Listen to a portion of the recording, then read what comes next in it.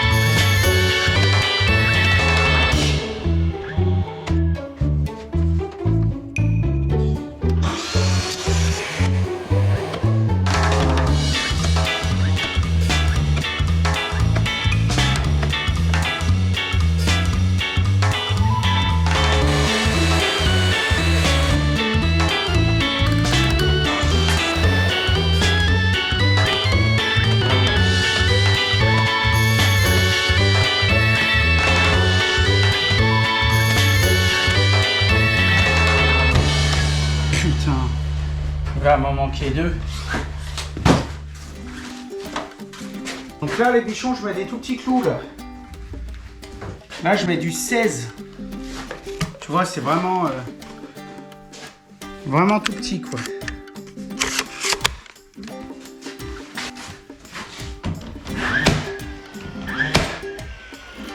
Ok, donc c'est bon, c'est fini. On va voir, on va peut-être y passer un petit coup de rouleau blanc et encore, on sait même pas parce que là ça va être derrière côté vêtements.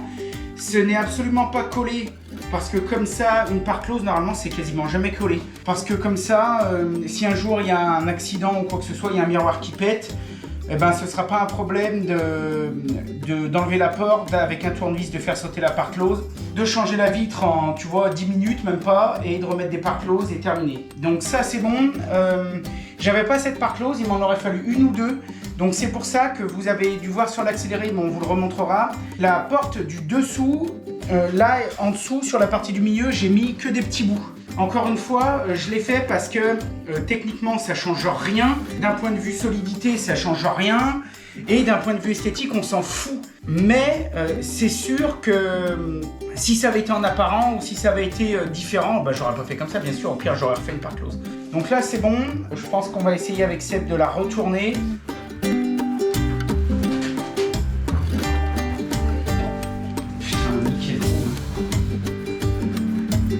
Ah ouais, c'est nickel. C'était sûr que ça allait être trop beau, ça. Trop classe.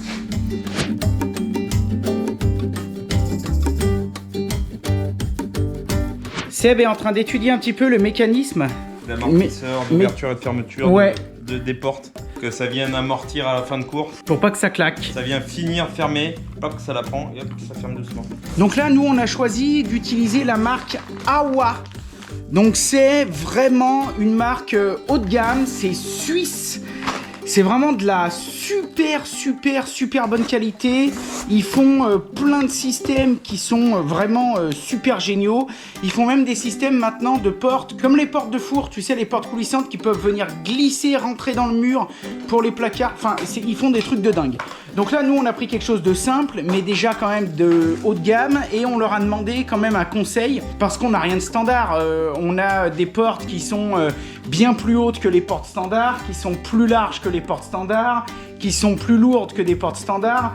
Donc on les a appelés, on a demandé plein de conseils, super bien. Et pour info, ça c'est revendu aussi par Foussier Quincaillerie, nos amis de chez Foussier. Donc si vous êtes pro, si vous avez des projets ou quoi que ce soit, ou même si vous êtes de bons bricoleurs plus, et que vous avez besoin de ce genre de choses, Awa, ça fait vraiment partie des marques où je pense que vous pouvez pas être déçus, quoi. Donc pendant que Seb essaye d'étudier un petit peu comment ce bazar va fonctionner, et ben moi je vais commencer la corvée, c'est-à-dire prendre les petits blocs. Et tu vois, j'ai installé un système comme ça, donc c'est-à-dire que j'ai pris un abrasif en feuille. C'est du 120 que je suis venu mettre sur une surface très plate, donc un bout de mélaminé. Certains, pour être sûr d'avoir une planéité parfaite, mettent carrément une vitre ou un miroir dessous et viennent ensuite plaquer la feuille dessus. Là, je suis pas en train d'affûter un ciseau à bois ou un fer de rabot, donc j'ai absolument pas besoin. Et ce genre de mélaminé me conférera déjà une planéité nickel. Et donc, je vais prendre mes carrés et voilà, et tu vois, c'est nickel. Et je vais faire un petit peu comme ça, toutes les faces, pour être sûr qu'il reste pas, voilà, qu'il n'y ait plus de petits trucs, voilà, tu vois, avant et après, on n'a plus rien, c'est nickel. Bon allez, on va faire ça et on te reprend.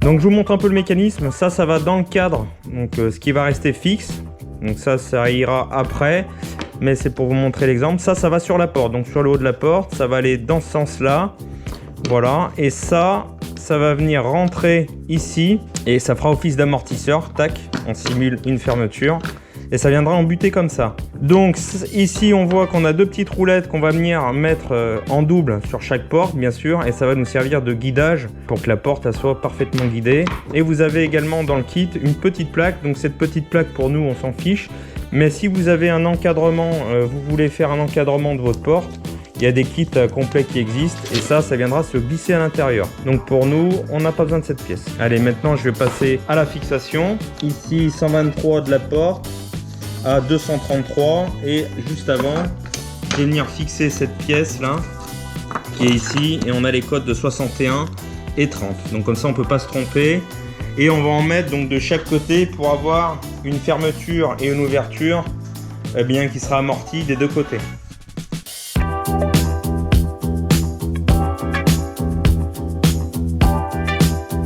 Voilà ce que ça donne une fois installé. Donc le principe il est assez simple, hein. Ici, bon, c'est la porte qui doit bouger et pas ça, hein. Mais bon, là, je veux pas bouger la porte, comme vous comprenez. Mais en gros, quand la porte va arriver, ça va donner un truc comme ça. Paf! Et ça y est, ça sera fermé.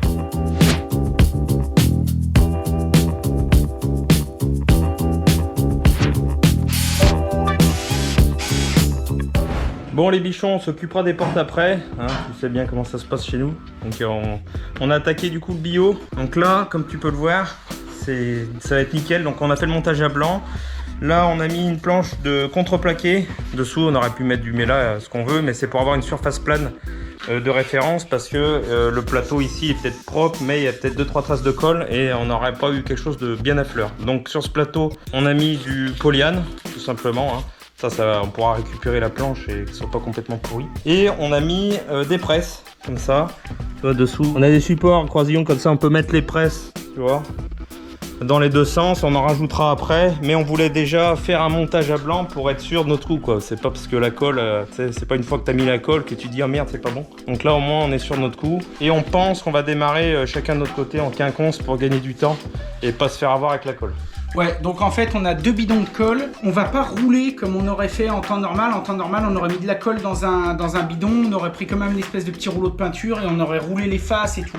Là on va pas rouler parce qu'on n'aura pas le temps et en plus on a de la super colle. Quand vous pouvez rouler, roulez, mais bon là en plus après derrière ça va être cadré et tout, enfin bref ça bougera plus jamais. Donc là ce qu'on va faire c'est qu'en gros ensuite on va redéfaire, on va redépresser, redonner de l'aisance et on va prendre carré par carré, on va faire un trait de colle de chaque côté et on va les présenter tac tac tac. Moi je vais partir dans cet angle, Seb va partir dans cet angle, on va se rejoindre au milieu et direct derrière on pressera tout.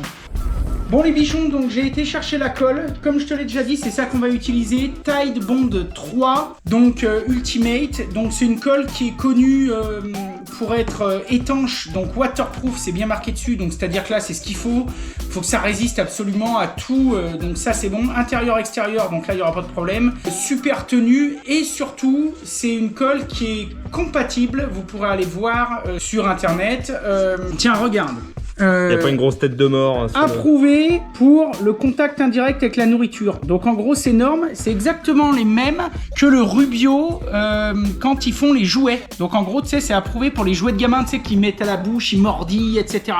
Donc comme je disais, si t'as un steak, ça va certainement pas être bon pour la santé. Mais par exemple si tu coupes un truc dessus et que par une opération quelconque, il se trouve qu'il y a un petit peu de colle qui est en contact avec la bouffe, ce sera pas dramatique et normalement c'est sans danger pour la santé. Ouais, c'est mieux ça que d'utiliser une colle avec une grosse tête de mort. Hein. Voilà, exactement, t'as tout compris. Donc ce qu'on va faire c'est qu'on va défaire et là il y a un petit peigne. On va prendre notre carré et on va faire un côté, deux côtés, poser, un côté, deux côtés, poser, etc. Seb va commencer dans son angle, je vais commencer dans le mien et on va essayer de se rejoindre. On va essayer surtout de se manier et ensuite derrière on pressera comme on l'a fait à blanc en étant le plus rigoureux possible. Même si il restera toujours, comme tu le vois, un ou deux petits désaffleurs, donc ça va se régler à grands coups de ponceuse à bande à la fin. Mais sinon, une fois que ce sera tout pressé, que la colle aura débordé et qu'on y aura balancé 4 poignées de farine dessus, ça se verra plus, ce sera nickel. Allez, on vous met sur le côté, on va vous mettre en accéléré parce que là, il va y avoir encore des gros mots et tout le bordel et puis ça va durer. Après, voilà, on passe en mode je pose le cerveau et je me mets en mode usine. Allez, go!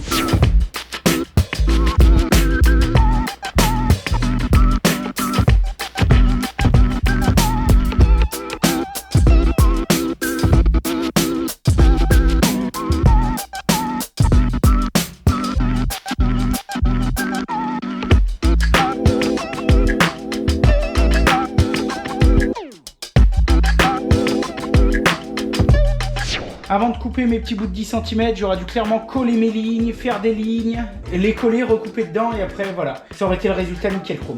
Donc là on va voir, on espère que ça va être nickel. De toute façon en étant honnête, c'est un bio que je veux faire pour qu'il dure une vie. Si à la fin j'arrive à un résultat acceptable, qui me plaît, qui est joli, tout, c'est nickel. Si ça me plaît pas, en étant honnête, j'y vire tout et j'y recommence. Mais normalement ça devrait être bon.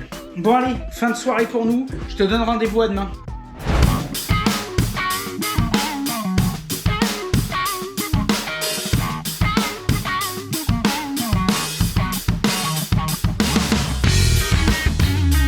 Ok les bichons, donc nous sommes le lendemain matin, je viens de décoffrer le bio. Je t'avoue, j'en ai pas dormi de la nuit. Des planches à découper, j'en ai fait des dizaines et à chaque fois, j'ai vraiment utilisé la technique de la ligne et ensuite, je revenais coller les lignes entre elles. Et là, comme je t'avais dit hier, j'ai voulu aller trop vite, donc c'est... Voilà. Bon, comme souvent m'a appris l'expérience de bricolage, c'est de dire, bon bah écoute, il faut attendre, il faut vraiment constater et surtout, il faut prendre des décisions, trouver des solutions. Donc, je viens de le décoffrer. Et bon, déjà c'est très beau, ça c'est sûr et certain quand ce sera fini, ce sera très beau. Bon, il y a des désaffleurs, ça c'est pas un souci, ça va se corriger à la ponceuse à bande. L'idéal serait une calibreuse, mais j'en ai pas. Et là où j'ai eu une bonne surprise, c'est quand je l'ai retourné, parce qu'en fait on l'avait posé, donc comme je te dis, on avait tout posé sur un contreplaqué avec un plastique. Et là par contre derrière, alors bien sûr là aussi il y a du travail de ponçage, etc. Mais là par contre derrière, les alignements sont nickel. Je pense que les serre-joints ont peut-être dû plus serrer en bas qu'en haut. Les alignements sont nickel. Alors tu vois, ça c'est toutes des traces de colle. Bien sûr qu'on va tout poncer. Mais les affleurements sont beaucoup mieux. Les lignes sont quasiment parfaites. Voilà, donc c'était la bonne surprise. Niveau collage, je te dis, c'est impossible, ça va jamais bouger. Donc bah du coup, ce que je vais faire, c'est que la face du bas, enfin la face que moi j'avais mis en bas dans mon collage, bah ça va être ma face du haut, parce qu'en fait elle est carrément bien et c'était une bonne surprise. Et je vais quand même m'occuper de rectifier et de préparer la face du bas et tout. Mais finalement bah ça va aller nickel. Et puis vu qu'ensuite après j'ai tout un cadre, un tour en chaîne et tout, normalement ça devrait être bon. Alors je veux pas trop jubiler, j'ai pas fait ça nickel, je veux pas trop jubiler, mais je pense que franchement ça me réconcilie avec le boulot que j'avais fait. Je vais poncer tout ça, je vais commencer à le préparer et je te reprendrai pour te faire un petit point.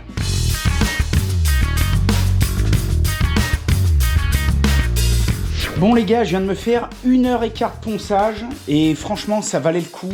Donc après 1h15 de ponçage, donc la face du dessous, voilà ce que ça donne. Donc autant dire que c'est nickel. J'ai toutes mes lignes qui s'alignent parfaitement dans un sens et dans l'autre. J'ai quasiment aucun manque, c'est-à-dire aucun bout de bois qui s'écarte un petit peu. Peut-être un tout petit peu, tu vois, ici. Je vais en avoir un ou deux sur les côtés. Et ça va se réparer quand je vais mettre le bandeau sur le côté. Je viendrai remastiquer un petit peu avec de la poussière de hêtre mélangée avec de la colle. Comme ça me fera un mélange pas déconnant par rapport à tout le reste et à sa destination, plutôt que de mettre un mastic un peu trop chimique. Et voilà, je suis vraiment content, j'aurais pas cru que j'allais pouvoir y récupérer comme ça. La planéité, elle est nickel, donc bien sûr je la vérifie à chaque fois au fur et à mesure et on est vraiment bien. Bon, il y a peut-être un ou deux dixièmes, encore une fois, c'est pas une calibreuse. Donc là, j'ai tout poncé à la ponceuse à bande en grain de 80, en grain de 40. Donc voilà, avec le tank en grain de 40, j'ai changé 2 bandes. Je te dis que ça arrache, hein. Ça arrache, mais là en bois debout sur du hêtre, là il n'y a pas le choix, sinon tu passes pas 1 heure, tu passes 4 jours. Donc maintenant ce que je vais faire, c'est que je vais repasser encore une couche pendant, à mon avis, au moins 15-20 minutes de chaque côté avec du grain de 80 et ensuite avec du grain de 120. En sachant que, en termes de finition, je vais pas faire grand chose d'autre, je vais peut-être racler un peu les côtés, tu vois. Je coupe, je pense que je te reprendrai que cet après-midi parce qu'on a des amis qui nous ont appelés et qui vont nous emmener bouffer une fondue. Bon les gars, donc dessous j'ai terminé le ponçage, enfin terminé, il me reste la couche de 120. Mais j'ai fait autant que tout le tour, donc sur toutes les faces, même les côtés, j'ai fait bande de 40, bande de 80 et ensuite ponceuse orbitale 80. Là, c'est nickel. Là, je suis dessous. Puisque dessus, il n'y en a quasiment pas besoin de le faire. Je suis dessous. Personne n'y verra jamais. Je pense que je ne suis pas obligé de le faire. Mais moi, psychologiquement, je vais le faire. Donc là, c'est ce que je te disais. J'ai un peu de bois, de carré qui est mal ajusté. Donc, c'est pas grave. Ce que je vais faire, c'est que je vais faire un petit peu de pâte à bois. En mélangeant donc un peu de colle et de la sciure de ponçage. Tu vois, de la sciure de hêtre. Et je vais mélanger ça avec un peu de colle à bois. Hop. Et comme ça, ça va me faire... Alors vous pouvez faire avec de la colle blanche, avec ce que vous voulez. Hein. Mais comme ça, là, ça va me faire une pâte à bois de la couleur du bio. Et donc, c'est nickel, quoi. Et après ça, voilà. Tu vois, tu t'en sers comme d'une pâte à bois. Donc ça, c'est vraiment une bonne astuce quand t'as pas de la pâte à bois de la même couleur. J'ai même des collègues menuisiers ébénistes qui achètent quasiment pas de pâte à bois et qui font tout avec ce genre de technique. Moi, j'aime bien les deux. Je trouve que l'un remplace pas l'autre. Quand j'ai vraiment des obligations de couleur, tu vois, je veux vraiment que ça se voie le moins possible, et ben, j'aime bien utiliser ce genre de technique.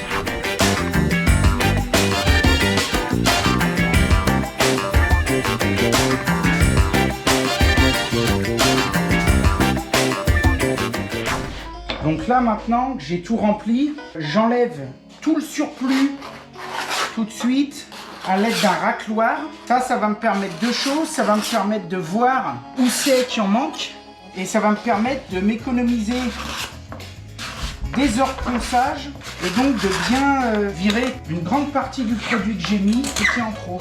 Alors tu vois, non seulement j'ai quasiment plus de trous, on voit quasiment plus les interstices, mais en plus avec cette technique, on est venu mettre de la poussière de hêtre. Donc si tu veux, ça fait que le mastic est extrêmement discret. Des fois, t'as même pas besoin de reponcer derrière. Là, je vais reponcer derrière, parce que moi, je suis pas un expert du racloir, mais c'est un outil qui est très précieux. Et là, pour le coup, qui coûte que dalle.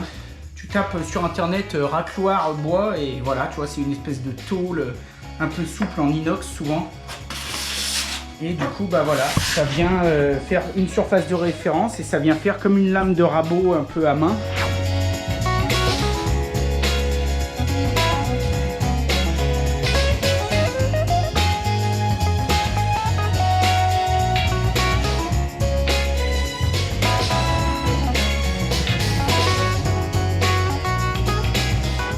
Donc là, tu vois, c'est encore pas poncé, mais bon, la différence, bah voilà, elle est flagrante. Hein. Alors je te dis, j'ai un ou deux micro-manques à droite, à gauche, mais tout à l'heure, c'était plutôt comme ça, quoi. Donc là, c'est les côtés. Là, par contre, c'est pas drama. D'ailleurs, on peut bien voir que le produit, tu vois, il rentre de 2-3 mm. Mais voilà, bah, je suis bien content, quoi. Après, là, les côtés, je vais pas m'en occuper. Donc après, bien sûr, il va falloir un bon gros coup de ponçage, remettre un coup de ponçage de partout. Et quand ce sera bien sec, bah, ça se verra même plus, compte tenu du fait que bah, c'est la même teinte que le bois. Orage au désespoir. Aujourd'hui, il pleut à verse et c'est de la flotte. Bon, encore une grosse semaine en perspective, des trucs cool et des petites déceptions. Parmi les déceptions, on va commencer tout de suite par ce qui fâche. Ce week-end, tu sais, j'ai décoffré le bio, j'étais content comme tout, etc. Hier, je suis pas venu à l'atelier parce que samedi, on a fait un peu la bringue et puis dimanche, on a préparé voir ce qu'il fallait commander. Enfin bref, tu t'en fous, ça te concerne pas, mais je t'en parle quand même. Et quand je suis revenu ce matin, et ben mon bio, il était comme ça.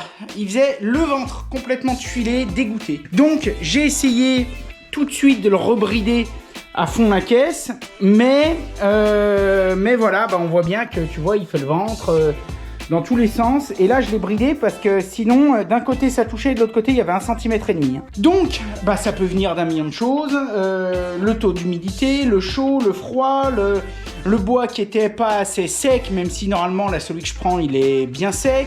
On l'avait stocké dehors, on l'a rentré dedans, on l'a pas trop laissé en température, on l'a travaillé un peu tout de suite. Notre système de collage, plutôt que faire des bandes, on avait assemblé tout plein de petits carrés.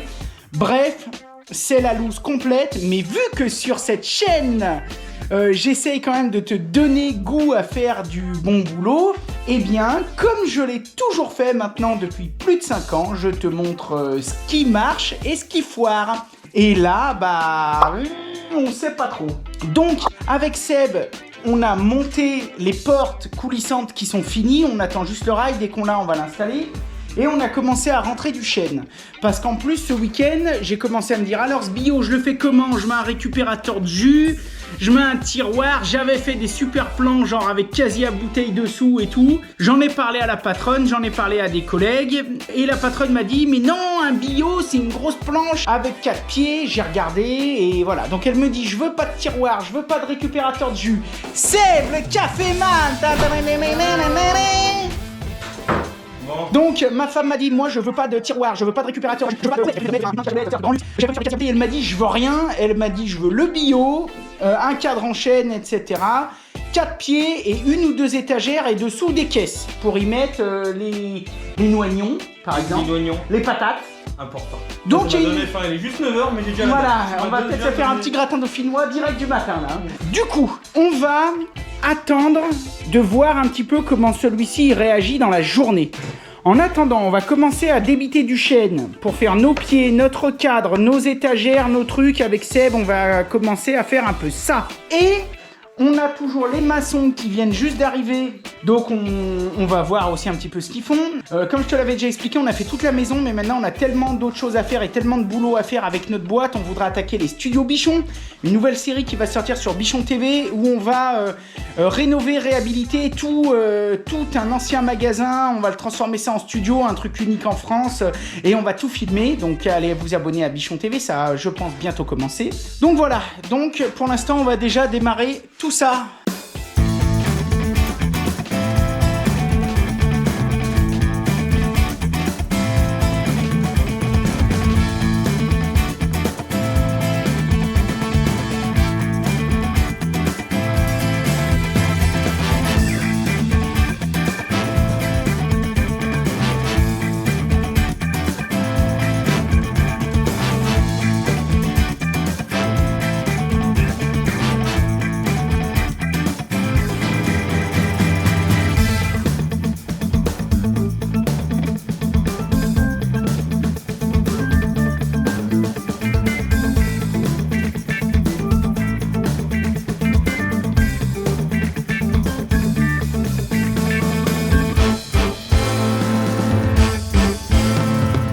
Bon les gars, donc je viens de finir le collage des pieds.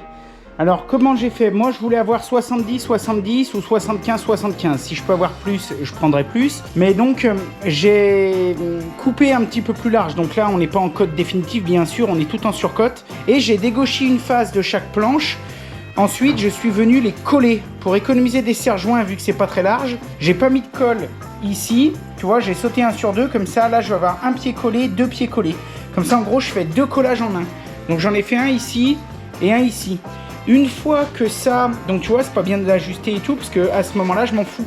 Une fois que ça, ce sera bon, je décoffre et je pourrai dégaucher, raboter et me faire des jolis carrés qui vont devenir les pieds du bio en chêne massif. Ce que je vais faire maintenant, je vais préparer, je pense, les traverses. Je vais préparer les autres. Et une fois que je les aurai préparés et que j'aurai avancé un petit peu plus, je te reprends.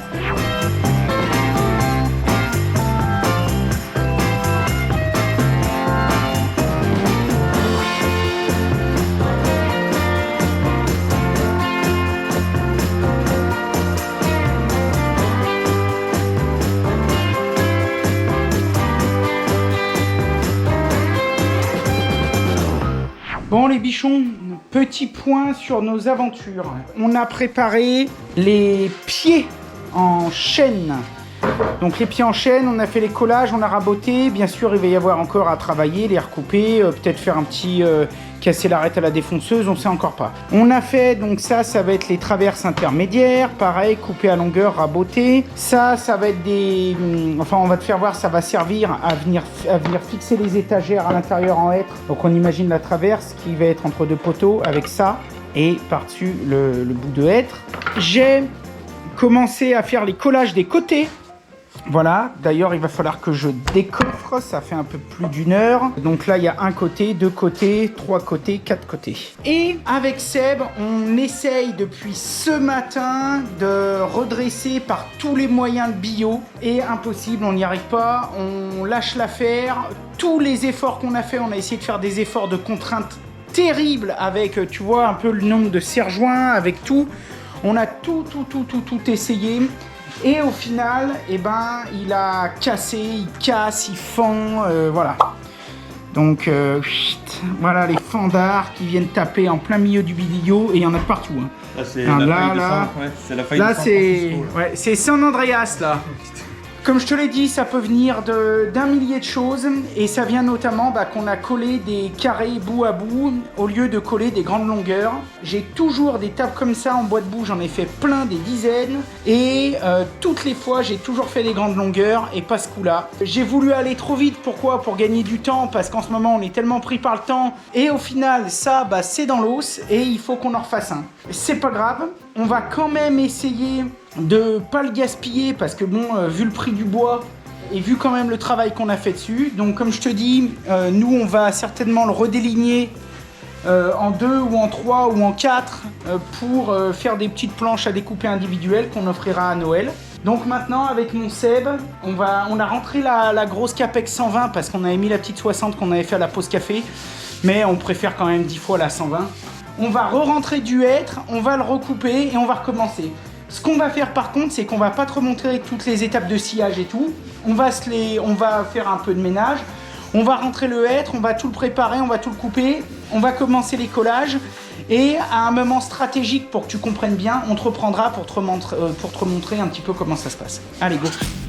Bon les bichons, on est de retour à l'atelier. Ce matin, on a fait une émission, on a fait 2-3 papiers, on a fait des réunions, bref, de la paperasse. Il y a Seb qui est en train de démarrer à briqueter les poteaux.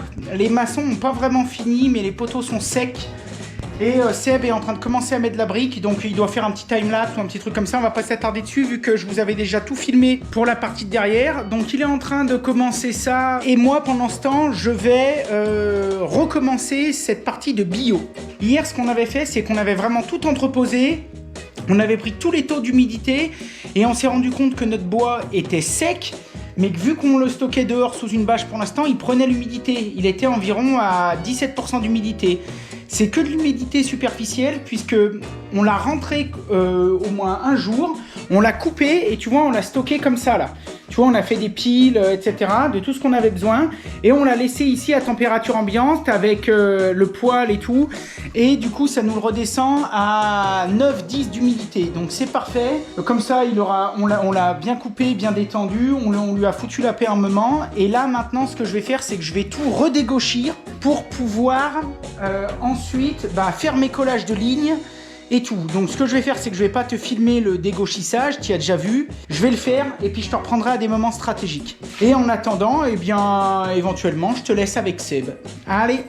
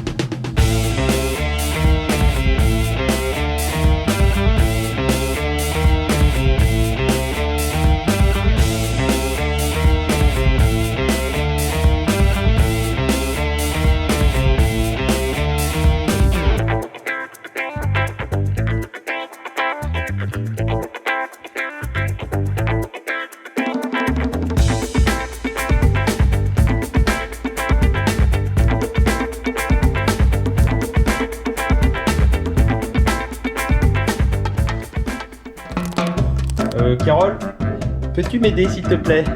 Je vais me mettre de l'autre côté. Et puis on va bien sûr passer l'eau. Je vous montre une autre utilité de la Crocs. Vous connaissez les Crocs, je pense qu'on en a tous. Donc là je me suis servi d'une Crocs, on se demande à qui c'est. Cette Crocs elle a 13 ans. 13 ans. Donc une fois que j'ai réparti ma colle, puisque là cette fois je peux vraiment mieux la répartir. Une fois que j'ai réparti ma colle, je viens replacer mes bouts de bois.